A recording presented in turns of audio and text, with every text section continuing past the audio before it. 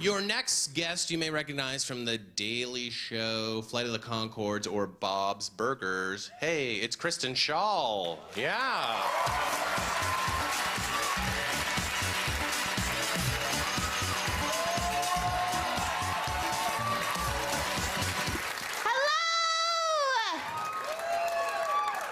Let's keep this mother effing giggle coaster going, huh?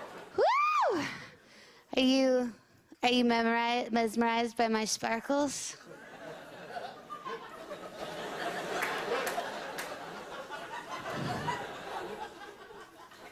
Good. Because I killed a genie to get this jacket. It was only after I had cut the jacket off the genie's dead body that I realized I could simply wish for it. Should have wished for hindsight. Ah! What a conundrum. Feel guilty.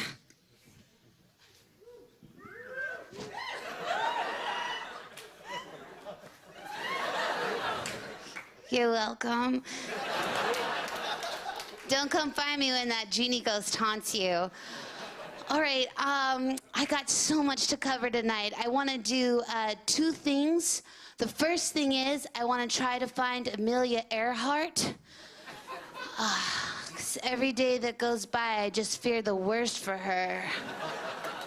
So maybe if we could put our heads together, Canada, we could figure it out. Because I can tell you right now that President Obama does not give a shit. The second thing that I'm gonna do is 2 monologues, 1 regular and 1 vaginal. It's gonna get intense. Do I have a 95-minute knock-knock joke? You bet your ass I do. It's gonna start real curious. You're not gonna know who's there. Right? And then after a journey, if they cut it out of this broadcast, all the people at home know that they're missing out.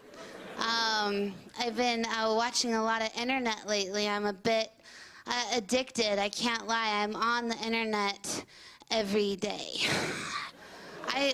When I was young, I would, if I wanted to, explore my sensuality, all I had access to was a poster of Robert Smith above my bed. I mean, that was it. But these days, you can click onto YouPorn and you just get the whole buffet. And I don't know what's going to happen to this generation, but I am afraid that the girls are going to grow up attracted to men without faces. And that's going to ruin the population. I know I was going to do 2 monologues, but I'm only allowed time for 1 now, because we had so much fun, didn't we? My God. How many people here have seen the vagina monologues? Woo! You were probably in it. I can tell, because you're like, yes! Vagina monologues! Anyone else? Yeah, okay, great. I have 2, and when I watched it, I was inspired, and I thought to myself, you know what? There's so many other body parts that we're ashamed of that I should write monologues about. And I penned a set of monologues about one area of the body called the taint. It's called the taint monologues. Now, just so you know, taint is the scientific word for the area between your genitals and your anus. Because it ain't your anus, and it ain't your balls, and it ain't your vagina. It's your taint.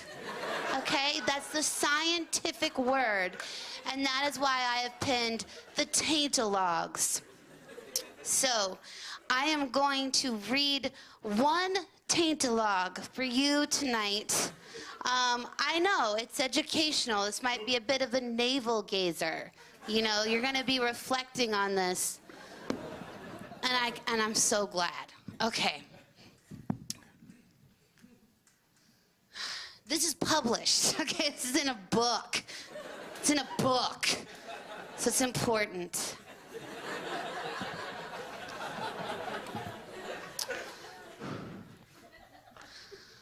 My taint is tiny. It's special. It's mine. You can steal my heart, but you are not taking my taint. You can rip apart my dignity, but my taint will remain intact. You can do me in the anus, but just you try to penetrate my taint. I hold on to my taint fiercely because you can't have it. I'll never forget the first time I saw my taint. I was 13. I was in my bedroom with my mother's hand mirror. I was on my back, legs spread, gazing at my treasure, nestled like an island between two black holes. It was a constant between unknowns. I touched my pinky finger to my taint and pretended it was a castaway on Taint Island. My pinky traced its small island quarters and quickly developed rock fever. Pinky jumped frantically for help and caught Ring Finger's attention. He was on his way. Together, they made a home on Taint Island, exploring the parameters back and forth endlessly. But before they could get off the island, my mother walked in on me. She was livid, horrified, annoyed, and most of all, jealous. She grabbed the mirror away from me and screamed, "I don't ever want to see you playing with your taint again!" And I didn't. For 42 years. 4 taint-free decades passed me by. My taint was nothing but a ghost down there, floating silently between my anus and vagina, haunting my prepubescent memories. I know. After my mother died, I had to clean out her house. The first thing I found was that hand mirror. I missed my mom, but now I missed my taint even more.